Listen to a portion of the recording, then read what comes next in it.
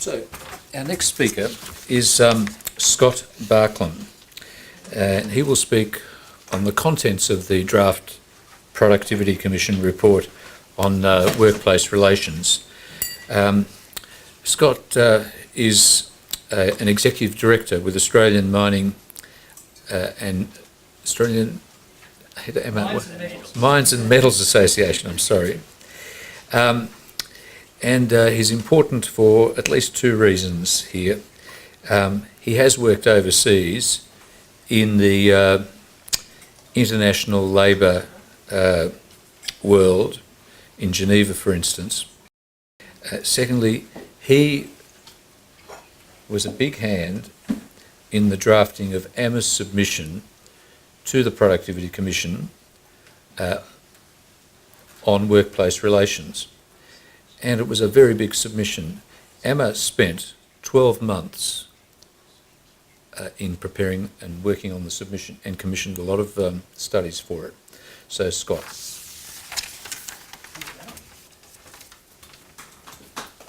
Thank you. While I'm gathering my thoughts and making the technology work, I think you asked Hazel a question. I can tell you from some of my members, they go up to Singapore, and they buy a rig or a piece of equipment. They have someone shear the propellers off it so it's not a vessel, so it can then be towed into our waters, effectively navigating those laws, which has surely got to be one of the more absurd things and a further anachronism in what we're addressing. Look, thank you very much. I might briefly digress before I start, because I'm not going to be here this afternoon later when Ken talks about the building industry, but I just reflecting on this gentleman here, if I understand the history of this society and the eponymous, I think that's the right word, person for whom it's named, he was charged with contempt of the Fair Work Commission. And I just think it's fascinating as Ken talks this afternoon about the Royal Commission into Building and Construction to think about what was said about Commissioner Hayden at various points and various junctures this year, and quite how that would have fared applying the same sort of test and the disrespect that was shown to Hayden in his conduct of the Royal Commission. So that's just a digression while I have the floor.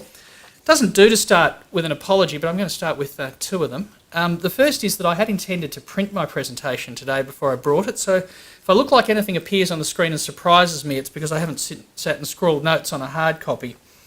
The second apology, I had the pleasure of spending lunch yesterday with Peter Reith and hearing him address our members. And he was incisive, inspiring, and putting steel in the spine of further labour market reform.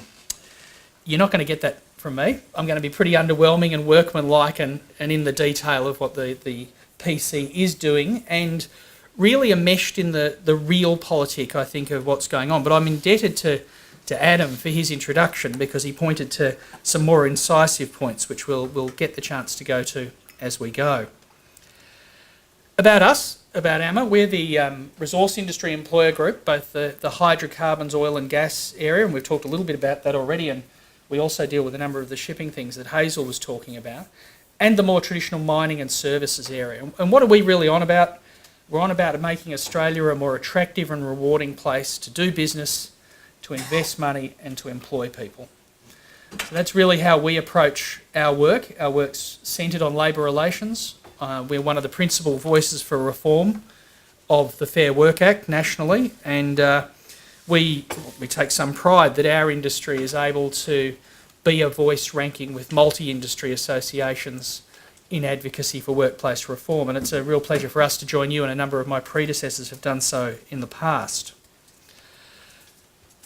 Leading proponent of workplace reform, a key critic of the Fair Work Act as it was being passed, when a couple of our employer association colleagues had gone a bit gun-shy, a bit over-reading the times perhaps. We were very critical of the Act, and we have been under both coalition governments and the ALP. We're a member of the National Workplace Relations Consultative Council. Now that's a tripartite body where unions, employers sit down with government and are formally consulted, as is John's organisation there in the middle of the table, on the evolution of our system, on matters of importance and on legislation. That can be very bureaucratised, it can be very within club, or it actually can be a very useful body. And we could discuss this another time, but I think it's actually an exceptionally useful thing if done correctly. We are also, as Adam said, a major participant in the PC review. And the one point I want to make is we lodged the largest and most comprehensive submission they received. The only one that really rivals in anything like the length of the report they created. And Adam pointed to some things about that report, which I'll go to a little later. But we took this review very seriously. Would it be how we were going to reform the system? Perhaps not. Is it the only game in town? Is reform being filtered through this exercise? Yes, it is. So we thought it warranted a significant investment of time, intellectual capital, and in due course, political capital. So a bit of background. Adam's provided some of it, but if I might cover some of similar ground, perhaps from a different direction. The PC review in context. And I hope this slide works. I've got a fairly loud voice. I think I could step away from the microphone briefly. Sorry, if you're going to do that, I am just going to get you to... It's all right. I'll step back. That's okay. I'll point. That's fine. I mean, taking as a baseline where we were in 1993, after Labor created the Industrial Relations Reform Act, to look at the top line there, we had various iterations of legislation under both the Coalition and the ALP, and now we've had the 2013 election. So the point of the top timeline is to show you some of the various milestone points in legislation across the past 22, 23 years. And you'll see we passed significant, and this is perhaps a reference to the bottom one where I was going to go and point, but I won't, taking as a baseline the creation of the enterprise bargaining system and indeed the unfair dismissal system by Labor in 1993. We saw in 96 significant reforms to the Labor's industrial relations system. Then we saw a period of essentially stalled reform, and one of the things Peter Reith told us yesterday, which might be worth mulling over as you think about all the messages we'll hear at the conference, he expressed the opinion that most governments get one shot at reform in this area, which increases the importance, and I'll get to this later, of how the government responds to the PC report and what's taken to the next election. Went through a period of stalled reform. You'll see we've got the work choices juncture there, and I'm going to try a couple of pop culture references. I take the Harry Potter and Dumbledore view of this, of work choices. I'm willing to say the name, like they said Voldemort and didn't refer to he who must be named. It's a part of our history and it's something we have to learn from. You'll see they were a further step in the right direction towards a deregulated, further decentralised, more choice-based workplace relations system. Not as significant, perhaps, as the history may write them. There were elements, I mentioned they were a step in the right direction, there were elements of overreach, etc., things that didn't stand, obviously, the test of time. Then you have a significant re-regulation of the Act under Labor in the 1999 Fair Work Act. You had some slight amendments through a review to bring that back to some level of practicality and sanity, and then you've really got a period from the 2013 election where we've had a set of stalled legislation. We've had bills put in to make changes that were useful. And now we've got the PC review. So it's the reason for putting this is it's part of a timeline of developments in this area. The PC review is the filter or prism through which a lot of longer term change will be progressed. The Coalition was elected with a deliberately specific and limited workplace relations policy. Very specific on what they would and would not change in a reading of the politics of the preceding 5 to 10 years of industrial relations reform. Specific on what they would and wouldn't change and limited on their planned workplace relations reforms, and the clearest of possible commitments to go no further. And I think it's very telling. That's the front cover of the policy that was released in May 2013, preceding the 2013 election. Note the title. It's a policy to improve the Fair Work Act, not replace the Fair Work Act. And that was very deliberate at the time. Now, I've got a number of little graphics here. Perhaps at this point I could have included a can in the gutter, because the PC review could be seen as an effort in kicking the can down the road from the 2013 election. Deal with what you can deal with, address some specifics, and from my organisation we were very pleased with a number of the specifics the Coalition has pledged to address. But longer term reforms, more fundamental reforms, more dangerous reforms, to use that word in one of its meanings, were kicked down the road. Now, It's a bit of a mixed up graphic. What's going on here? Where are we? Well, we have the history of work choices, and that's been very telling on a number of the legislators in our parliament. The Labor Party and unions clearly continue to think that continues to resonate. They're recycling a lot of their campaigning against it. And you'll see up in that top right corner that their more recent campaigning is the never, never again type thing. So what do you see in the bottom left corner? Dead, buried and cremated. So you've seen the reaction of the coalition has been to say that they're going to be very limited and not step back into the previous ground. Now note, what stepping back into the previous ground is and is not is a matter of framing. It's a matter of marketing and campaigning to say what is and isn't in that area. Now I like to get my analogies completely wrong for my audience. So heavy metal band of the 1980s, Great White, put out the Once Bitten Twice Shy album, and I wonder whether that's a bit of a summary that goes some way to explaining some of the things that are and aren't going on at the moment. Where's the government coming from? Well, I think there's very healthy motivation from the government, very sound motivations, and I think there's some debate, there's some question, but I think what are they trying to do? They're trying to build a solid foundation for future changes. They're trying to create something that's an electoral positive or at best neutral in this area. They're trying to create a policy that can be presented as rigorous and balanced, and they're trying to be seen not to overreach. That's a word which many attach to the reforms of 2005. But equally, we are facing the collision of living under a very heavily regulated workplace relations system with the economic and jobs reality we face as a nation, and a nation competing in an increasingly globalised world. And there are various economic indicators and areas of risk and threat which leads you to question whether our fair work system is the correct one to be taking us forward. So understanding the PC review in context, we have these very specific policy commitments, and we mentioned restoring the ABCC, reforming union governance, and greenfields and various other reforms we've seen in the legislation that's been put into the Parliament to date. They've translated into bills, most of which have been stalled in the Senate, or could even say all but one remains stalled in the Senate.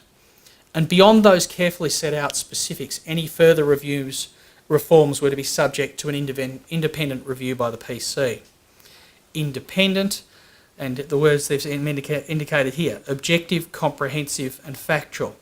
And I think Adam's gone some way to the type of critique of what the PC's done, which will be an interesting point of assessment, both of the draft report we already have, but of the final report which we expect to see within the next couple of months. So that under its Act, and it's interesting to actually look at the PC Act. If anyone wants to look further into this, I'd encourage you to look at Section 8 of the PC Act about how it undertakes its work quite separately from the reference it's given. And it has not only a licence, but I would say an obligation to be thinking about competitiveness, the effectiveness of our economy and the generation of jobs, which is missing, or largely missing from the report that they've handed down. So they are to review and report on our workplace relations framework and make recommendations to improve the system. Submissions are complete, hearings are complete. We had our day with the chair here in Melbourne. I think the report's written, I think the report's printed, and I think it's going to the Minister next week. That's essentially where I think they're at if their timelines have been met. As to when it's then released, that discretion sits with the Minister. Technically under the PC Act, I think she'd have to table it within 21 sitting days, and I calculated that through even into May, but I'm sure we won't wait that long to see the final report of the PC. What the review is and isn't, and this is where I start to write your aspirations and affection for what I have to say a little small. The aims of this society include promoting the right of individuals to freely contract for the supply and engagement of their labour, the necessity for labour relations to be conducted in such a way as to promote the economic development of Australia. That's not really what this review is about, and that's really not what is in play with the PC. Despite, and I'm indebted, I'm actually fascinated by Adam's critique that the terms of reference were too broad and not specific enough. I think I'll try and come back to that as we go, but I would characterise this as a within-system review. and I think you used the word, Adam, in the flyer for today, or the agenda for today, of a tweak, and I think that's a word I in fact challenged the chair of the PC with when we met them. I said, well, really, with respect, you are just tweaking, and that wasn't rebutted. So this is a within-system review, and it's going to give you applied recommendations down in the nitty-gritty of the system. It's not looking at bigger picture things. It's about doing what the Coalition was most explicit in saying it was doing, improving the Fair Work system, not delivering fundamental or structural changes. And really, and I meant to, and I am going to step away just for a second. That's even narrower. That's not even as narrow as I could write it, but the scope of what's in play here is really very narrow. We have a Fair Work Act, and I'd be interested in your characterisation. I've placed it about there on a continuum between one level of regulation at one end and a less regulated system at the other. We have an Act that has its existing locus on that system and a very narrow scope for reform. So this is about where the Coalition will receive recommendations to sit changes within that narrow scope. And the PC told us this very clearly in its first words of its draft report. Australia's workplace relations system is not dysfunctional. It needs repair, not replacement. Well, with respect, I think they received recommendations that weren't at that level of critique. We all know it's not 1990 or 1993, that times have changed. We know they weren't asked to go away and give a macro level of change of our Fair Work system. And I think with respect to the PC, that was something of a straw man. They weren't asked to completely replace the system. They weren't asked to deliver the level of change that this organisation has been working for many years. Most of the recommendations they received were applied. They were about making changes within concepts such as minimum wages, unfair dismissal, the regulation of terms and conditions of employment. So, those looking for a sea change within our Fair Work system coming from this process, this PC review process, will be disappointed. There will be no paradigm shift generated from this review. As I say, the final report is not due until December at the earliest. What we can do at this stage is look at the PC's draft report and recommendations from August, assess what is and is not in play, and that's what I was doing a little earlier, make sensible predictions about the final recommendations of the PC, and consider what may happen after it reports. I want to briefly tell you what we told the PC, the areas where we put our attention as AMMA. We had 6 reform priority areas which were communicated to the PC. Reforming the process for greenfields agreements, and I noted, Adam, you mentioned that as an area of particular need for change in the system in your introduction, for new resource projects. Reforms to protected industrial action to reduce greater balance and be more consistent with community expectations, and frankly, the success of our system as being one you would invest in, create jobs in, and seek to do business in. Agreement content and restrictions on the scope of claims, and I think that, Adam, you also mentioned that in your introduction. A further AMMA priority is a return to some form of individual agreement making and a decent set of agreement making options that allow for collective agreements without union involvement where employees don't wish the union to be involved.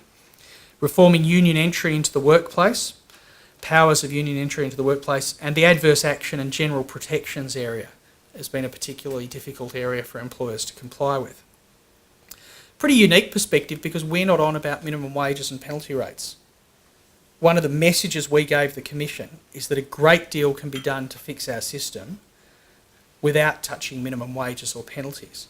That's not saying they're not an important area. It's not saying they're not important to other sectors of the economy. They are not the principal focus of the members that I represent.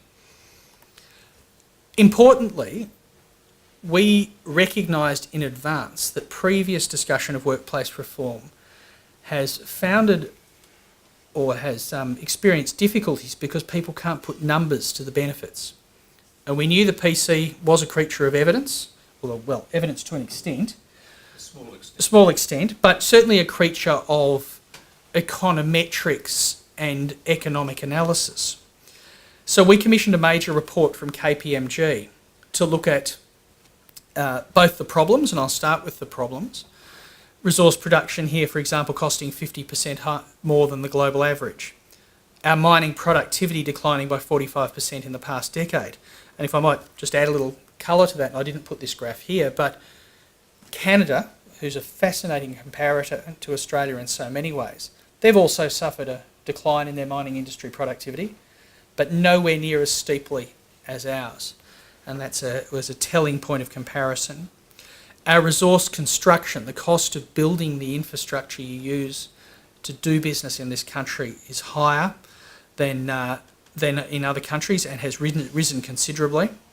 And wages on key commodities, and it's interesting we mentioned iron ore there because the costs have become so sensitive in that area, obviously with the iron ore price falling so far. That's just a flavour of the type of case for reform we asked KPMG to go and look at.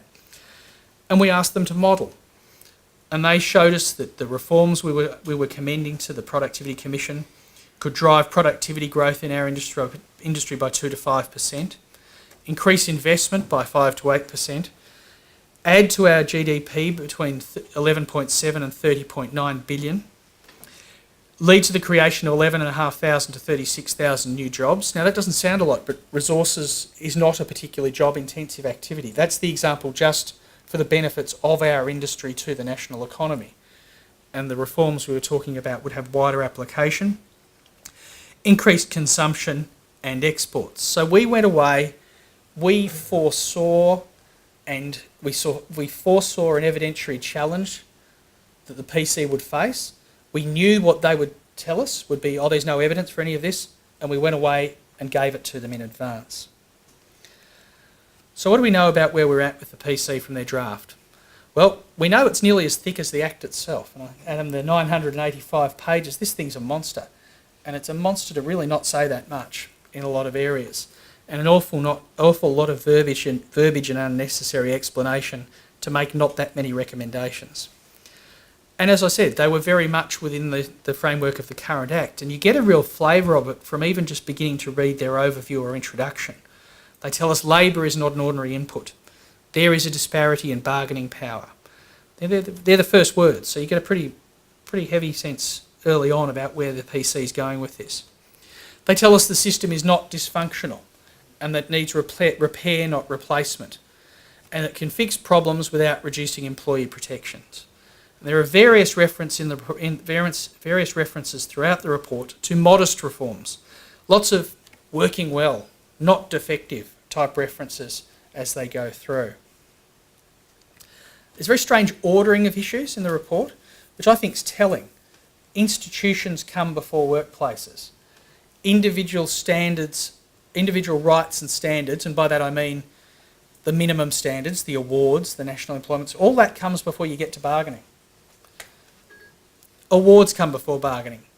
Individual bargaining is examined almost entirely and uncritically through the IFAs, the individual flexibility arrangements that Julia Gillard put in the Act when she ripped out the scope to make new AWAs.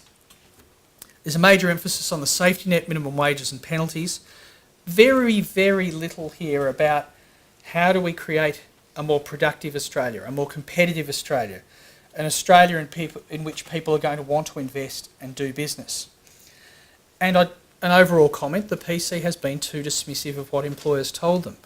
I mean, one of the remarkable ironies of this report is in 985 pages, it's actually very dismissive and cursory and omits a great deal of what was actually argued to it by key interests like John's organisation and like mine. So you'd think if you're going to hand us a phone book, you think you'd have gone through our arguments. But a lot of the time, they really haven't been in the draft report. So some specifics of what they're on about. Agreements. There are some positives too, and I mean, I'll get to this shortly about an overall assessment of this, but they're talking about broadening the capacity of the Fair Work Commission to approve agreements, broadening their discretion.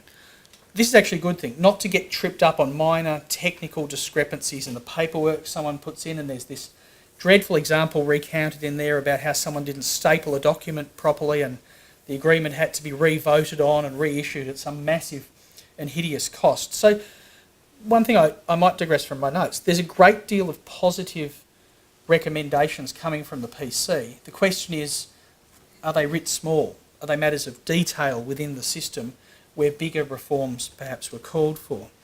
They're talking about a return to a no disadvantage test, which certainly, from my recollection, was a lot simpler a process under the pre-Fair Work Act model than it is now for what is essentially, or should be, only a semantic type difference. They're talking about some minimum threshold for the number of employees to be a bargaining agent, and that will be useful. One of the things I seem to recall many years ago is that we as employers paid to be able to deal with a single bargaining unit to ensure that there weren't swathes of unions round the table to be able to efficiently bargain with one. Now, a system out of Labor where the multiplicity of bargaining agents has seen sometimes 20 and 30 people sitting down, many of whom are ill-equipped technically to do so, but 20 or 30 people sitting down to attempt to make a workplace agreement. Now, you can't negotiate with 20 or 30 people to do anything, even despite my previous experience working with the ILO.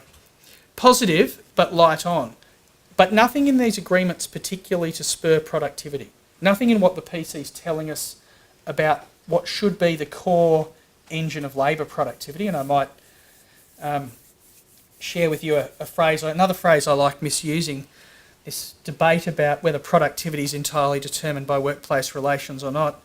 I'm indebted to Julia Gillard on the night she stopped being Prime Minister. And if I can sort of mismangle her quote, of course we're not saying workplace relations says everything about productivity, but it also doesn't say nothing. And you seem to get a lot of denialism from particularly the ACTU that workplace relations has anything at all to do with productivity, which seems to be an absurd position. Greenfields agreements. This is a very important issue for the resource industry. The arrangements under which you can employ people for the first time and the certainty of creating employment arrangements for a new resource project which may cost billions of dollars before you commence is vital. And yes, we've come off a resources boom and there's a lot of discussion about that, but the world still needs our LNG, the world still needs our resources, and if we're smart as a country, we can bring forward further resource investment here. But part of that is providing investors with some certainty on the labour costs under which a new resources project will operate, and some certainty that it can operate without instant recourse to strike action and agitation. Hence, you need a greenfield agreement. There's a major area for us. There are positive findings here from the PC. They did find that the current arrangements for greenfields agreements pose risks for large capital-intensive projects with urgent timelines. They recommended applying good faith bargaining requirements under the Act to greenfields projects. Unfortunately, they were overtaken by the one first set of amendments that's been passed in our Parliament since 2013. But that's a positive recommendation. They recommended a menu of choices for the employer or the prospective employer of new employees on a project. After 3 months, the employer can choose to continue negotiating with a union towards a union greenfields agreement, request the Fair Work Commission undertake last offer arbitration, or the employer can elect to have his or her agreement approved, but only for a 12-month period.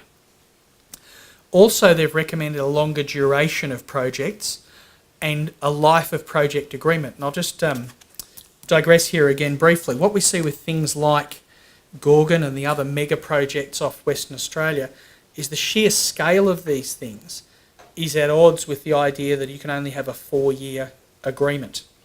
What you find in practice is it takes some time after the commencement of a greenfields agreement to start work, and you can lose 6, 9, even 12 months in preparation. And what we unfortunately see with these mega projects is agreement renegotiation during their life. And the threat of industrial action, just as investors are putting on pressure to start to see gas flow or other resources flow from a project. And we feel that we are prosecuting reasonably successfully the idea that we need some form of agreement option for the very highly remunerated employees in this unique situation to have a life of project agreement. So we've got a situation in which the PC here has made some useful recommendations, but there are recommendations within the existing framework and existing and known concepts. Another positive area, I think I'm working from positive to less positive, I can't quite remember my full presentation, but one of the very important areas of reform, or perhaps I'll spin it the other way, one of the areas of significant concern to employers is the scope of matters on which an enterprise agreement can cover, and reciprocally on which a union can make a claim that creates protected industrial action. What we've seen under the Fair Work Act is a delimiting of those claims, or a widening of scope to run matters which pertain not to the relationship between the employer and employee, but to the relationship or purported relationship between the employer and the trade union, and even a wider set of matters. Now, what employers have been telling the PC has clearly resonated here, because we have a recommendation to restrict the use of anti-contracting provisions, restrictions on labour hire and casual work, or the regulation of terms of engagement. We've picked up a problem in the current practice of labour relations, and we have been able successfully to tell the PC, at least in draft form, or to convince the PC to make a recommendation in this area. But there's a lot more to it. There are further...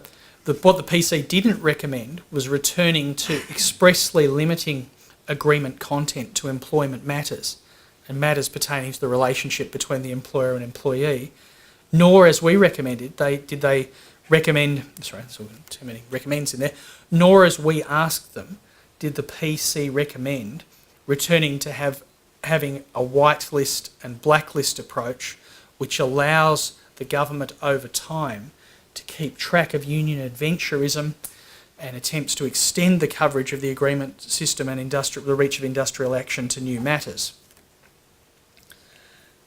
There was no recommendation from the PC for any new form of individual agreement. There was no recommendation to find a third way between the status quo and the end point of AWAs prior to the Fair Work Act.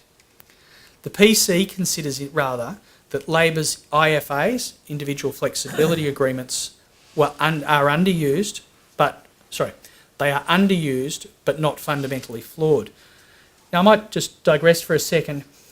When Julia Gillard was Shadow Industrial Relations spokesperson with the Rudd-led opposition in 2006-7, she clearly committed Labor to abolishing AWAs. But she had to confront the reality that 1.4 million AWAs had been entered into in the preceding decade, and there were substantial and positive examples of the use of AWAs dating back well prior to the Work Choices changes. What she did was create AWAs light, well, so light they're helium and unused, but individual flexibility agreements were designed to provide an answer to how Labor would facilitate individual flexibility were it elected. I'm happy to tell you I thought it was a sham and a scam all the way through, and that they were never going to be widely used, which has proved to be the case in practice. But the PC's recommendations are to tweak what we think is a flawed system, to extend the duration of the IFA, or the scope to cancel it unilaterally by the employee, from 28 days to a year, to subject it to a simpler test for being entered into, and to further promote it and create information about it.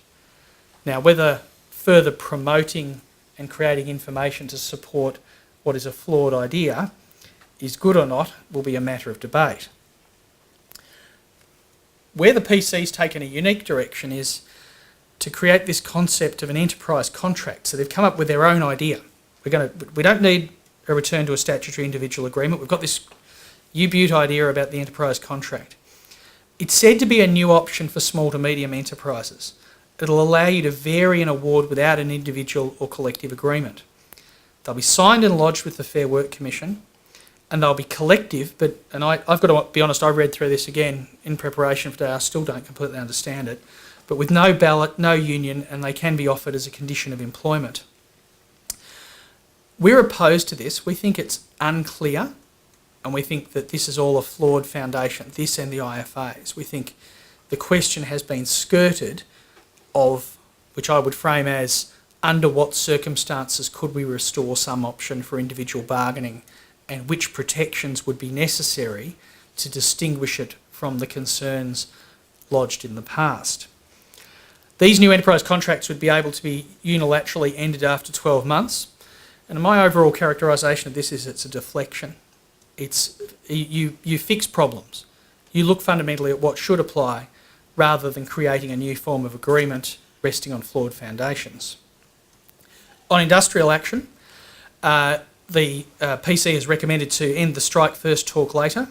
This has been overtaken by the Parliament awarding some reforms or making some reforms during the period in which the PC is completing its work, providing new powers to suspend or terminate industrial action, removing a bit of an anomaly where you had to be harming both employers and employees in those circumstances, capacity for an employer to make the choice to stand employees down when the union keeps saying, yes, I'll strike, no, I won't, yes, I will, no, I won't, putting a bit of control back for employers.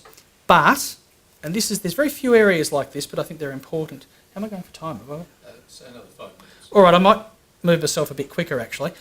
But there's also some little gimmies to unions there. Some questions have been opened up about how difficult the system is to navigate for unions. I'm going to keep going. Union right of entry is a very important issue for us, but it's not been accorded a great deal of significance in the report. And we think that there's a failure to engage sufficiently with this area of concern. Unfair dismissal, look, I'm not really going to say too much. They've tweaked, made some little recommendations in there, but there's not a sea change in there in terms of what's been recommended. Institutions, well, I suggest to you that the institutions, we spent a lot of time talking about them. I know you're going to have a chat this morning about some funny decisions, but they aren't or can never be the most important thing. The question is, which laws are they empowered to exercise? What powers do they have? What's the shape? What's the goal? What role do they play in the system? We think there's twiddling and fiddling with things like appointment and how people get on there and how long they're on there. We don't think that's the point. What powers should they exercise? And we support the government retaining its power to appoint people as it sees fit. I'm going to skip over that. I was going to tell you about some others. There aren't too many red lights. In there, you can see some of these as you go. We'll have to wait and see whether just those few red lights that I've observed up there do find their way. A lot of them are expressed as questions, so there's not a recommendation, there's an issue for comment. I do want to just skip a bit further. There are obviously missed opportunities, the main one being to engage sufficiently with encouraging productivity, investment and competitiveness. And that's a little one we chucked in as a bit of amusement, is to see that the Act from its state in about 1984 to 2013 has got rather fatter, and whether our system is the better for it remains to be seen. I want to just talk a little bit about, I'm not going to get time for this. Short answer to these four things, which I'll give you, is that New Zealand fixed their system and their growth's equal to ours, their unemployment's slightly better, and it's at least as equitable a society.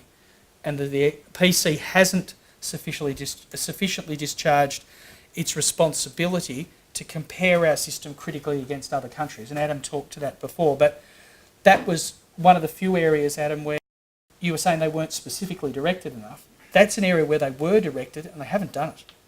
And I think that's a real failing of the report. So what happens when they hand the report down? Well, the ball's in the government's court. Let's skip over that. What will we do? We'll work to have those recommendations we support adopted. We'll try and operationalise them, make them practical, because what you'll get from the PC won't be necessarily the full story on implementing it. Build the case, lobby and advocate, work to realise the opportunity, but also I guess the question is looking more fundamentally. What have they missed? What bigger questions do need to be addressed in what the government will do? Because I want to get to a couple of things just to briefly finish up. The debate after this report is handed down will clearly be about what's fair and what's unfair. It won't be about the fact that unionism has fallen to 11% of the workforce and we need more choices and more options for changing generations of employees and what they value. And we'll get into this just maelstrom of all these things going on. This is probably the most important slide, even though it's a complete mess. Who knows, well, we do know, but the politics of the time next year will be very important to determining where to for this report once it's made. And there's a process. So the PC will report, the government will consider it. The critical point is what policies do they take to the next election? And then in turn, once you get past the election, what will actually be able to pass a Senate composition that we're going to get after the next election? Very, very unlikely the government will secure any form of control, probably even less likely that Labor would support reforms to the Fair Work Act. So we are talking about the current set of crossbench senators plus some more.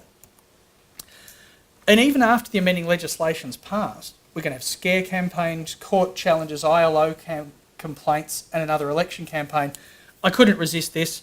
I've wryly observed that this government could double every Australian's wages and give them a free puppy, and the unions would call it work choices. And that's one of the things we're going to face.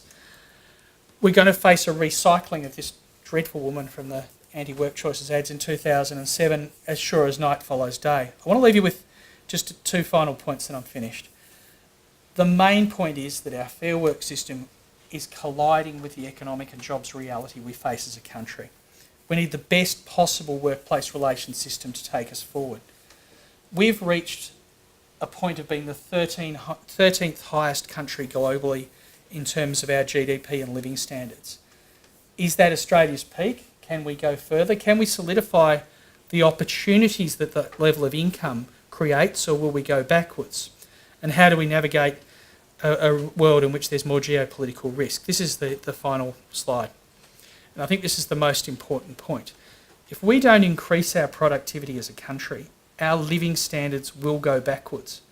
What we can achieve as a society and a community depends on our capacity to have people in work, growing our economy, paying taxes, contributing to what we can do. And we simply won't be able to do those things or enjoy the standard of living we have today unless we can increase our productivity and competitiveness. And the PC report, I've said to you, is writ small, it's in the trenches, it's in the nitty-gritty, and the question mark will be whether we get final recommendations that do enough to meet this principal national challenge that we're facing. Thank you. So,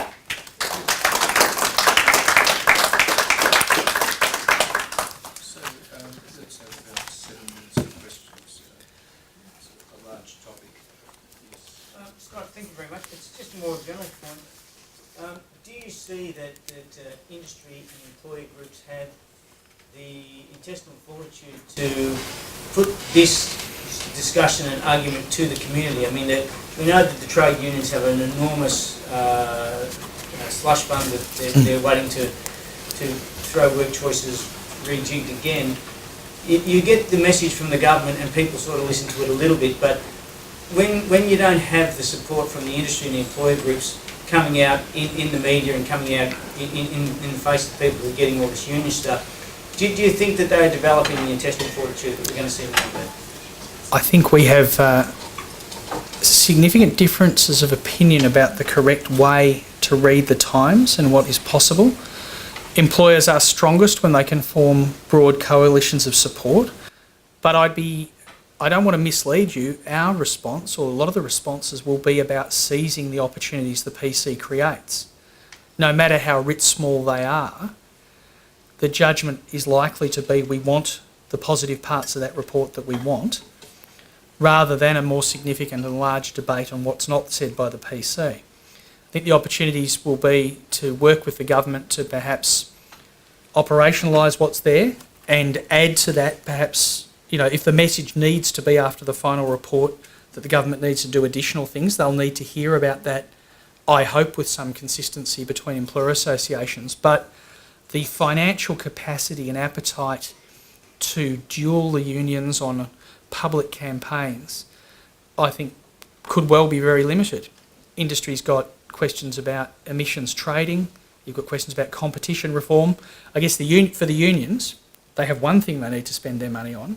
For industry, you've got any number of areas and priorities and messages. I mean, we heard from my predecessor, the coastal shipping, for example, is a very significant issue to some companies. So I wouldn't necessarily hold out great hope of concerted employer effort of a scale that the unions will plan to the next election. I'll throw you a question generally, but I don't necessarily want to discuss it. What I'm fascinated by politically at the moment, if I was one of the union people that have been selling off the silver and the assets to run a massive campaign in the next election, and all the polling was telling me Turnbull was going to win, would I actually bother to spend it? Or would I do a fairly half-hearted job and hold the money back for the election afterwards? And I think that's an interesting question from their side. Yes. Adam, you mentioned about penalty rates, so it's not a major concern. Is that, I'm assuming from that, does your industry have full control on hours worked and minimum use of penalty? Would that be why? A great deal of the resource industry moved some years ago to annualised salary arrangements, and we have very complex rosters that facilitate either continuous 7-day or 24-hour-a-day operations with penalty rates sitting in and under them as part of the mix. But the day-to-day management of penalties, or the impact of penalties on our ability to trade when we need to trade to exploit operating conditions, the cost of the capital and infrastructure we've spent money on, penalty rates are not the difficulty in doing that. In complete contrast to the small employers, the small restaurants, shops, etc., that John's organisation has been taking such a leading role in protecting. So if the awards rate's sitting at $90,000 plus penalties, and we're paying people $180, the penalties aren't such a problem for us. You are far too polite to your fellow industry associations.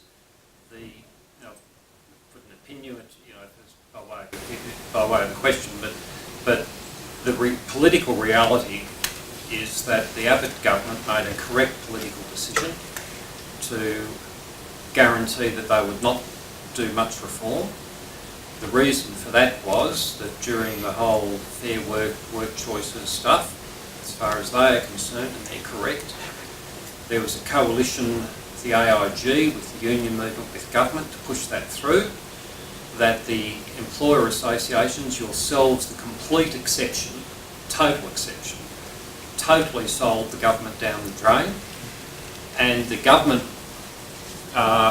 spent massive political capital to their detriment, and the Abbott government's view, and I think it will prevail during the Turnbull period, is they're not going to be hung out to dry again by employers asking this government to expend political capital and have absolutely no backup from the employers at all. And I've got to say, AMMA is the exception, absolutely the exception. So the political environment for any change to the Fair Work Act is, I think you've been polite in what you've said about it, but it is absolutely minimal. I don't disagree with you, Ken. I don't disagree with your assessment that the correct judgment was made by the Abbott government. Probably the wrong slip of the tongue.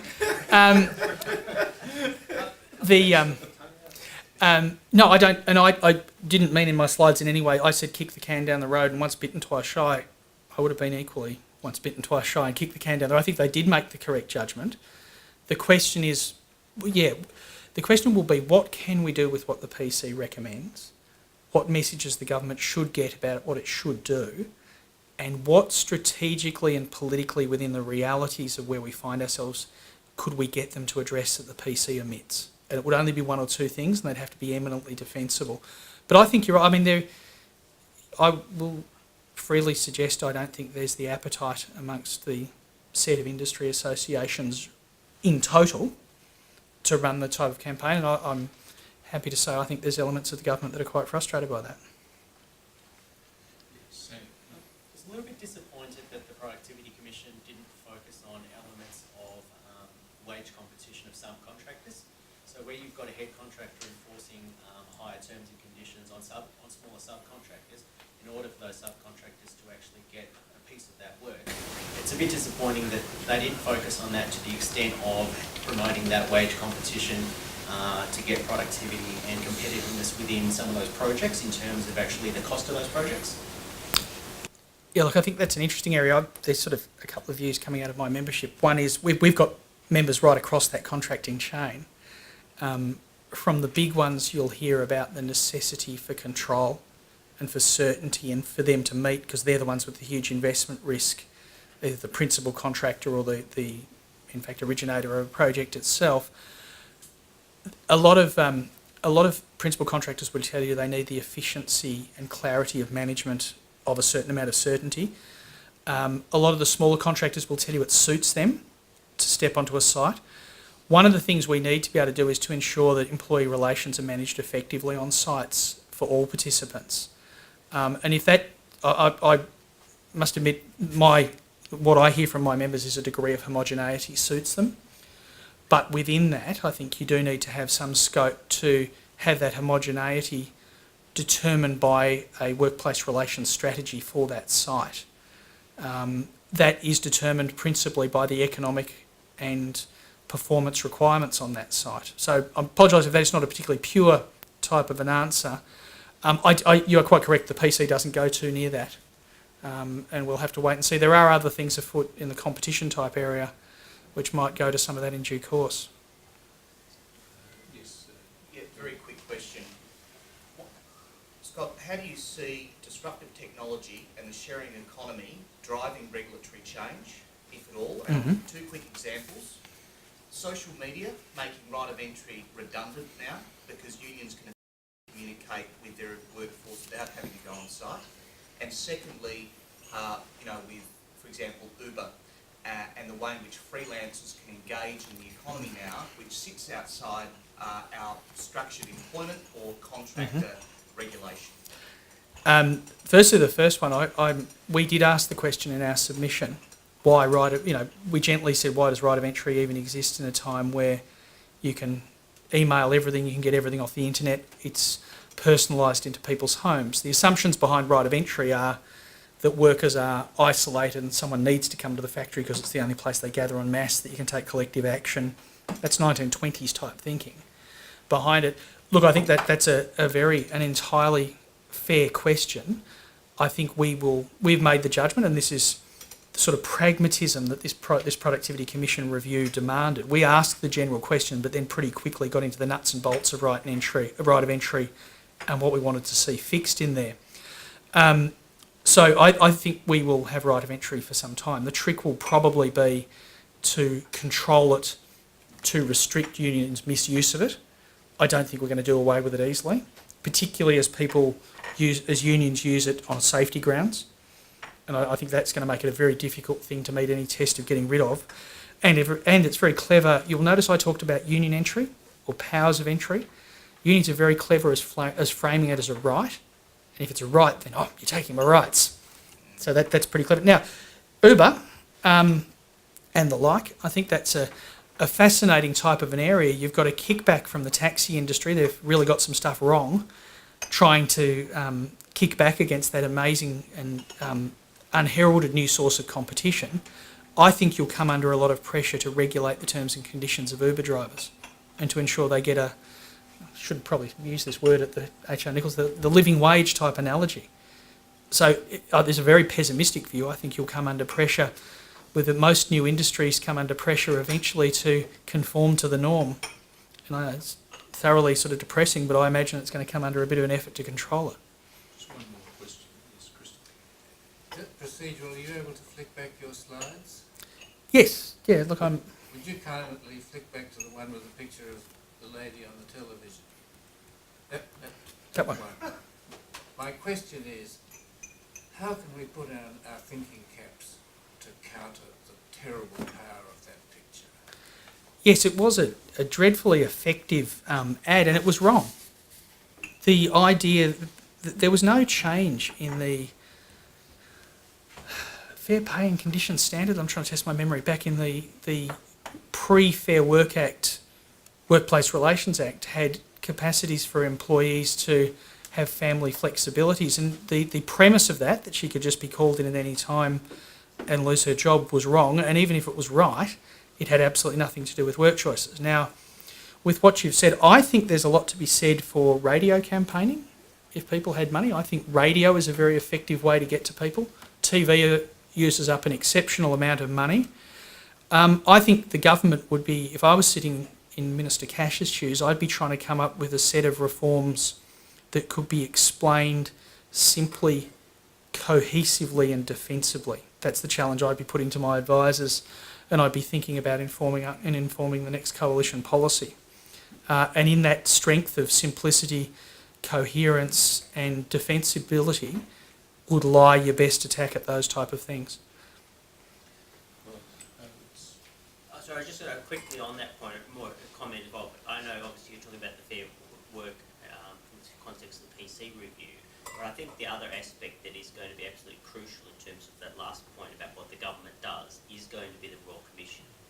Yeah. Because the Royal Commission is going to address in some way issues about the nature of the system and how the system has built corruption and mechanism for corruption into it. Even if the PC itself Yep. says, no, we think this is an okay arrangement, if the Royal Commission says that there are fundamental flaws, I think that's going to lay the groundwork much more than the PC report will lay the groundwork. Can I make just one final comment? If I can answer that, Adam, perhaps is the last thing I say. Conceptually, as I do my work, I separate these things into two buckets. One's, you've got the Registered Organisations Bill, which is stalled in the Senate, and the Royal Commission. That's about unions. It's also about productivity, obviously, and competitiveness and the success of our system. But in the other bucket are the 89% of employees who don't join a union and the vast swathe of workplaces with no union engagement. And a lot of what I've been talking about, I think we need to be travelling both. Both buckets need to be addressed simultaneously by government. So the ABCC is also a principal aim of our organisation to see that restored. And I think the Royal Commission, this just without question, has revealed things that have to be addressed and that need to be addressed in the interest of the trade union movement as much as employers and the national interest. There's so much unhealthiness, whether it's isolated or endemic. I'm surprised they're not seizing on the recommendations themselves or the registered organisations changes, and I think they'll be put in a very difficult position when the Royal Commission reports. But we need to travel both roads, and the vast majority of small to medium enterprises, even huge enterprises that I represent, have no union presence, no union engagement. They're not constructing. They need agreement making to work. They need productivity to be generated, and they need a simpler, clearer, more competitive and more productivity supporting Fair Work Act. Thanks very much, Scott. Thank you for the invitation too.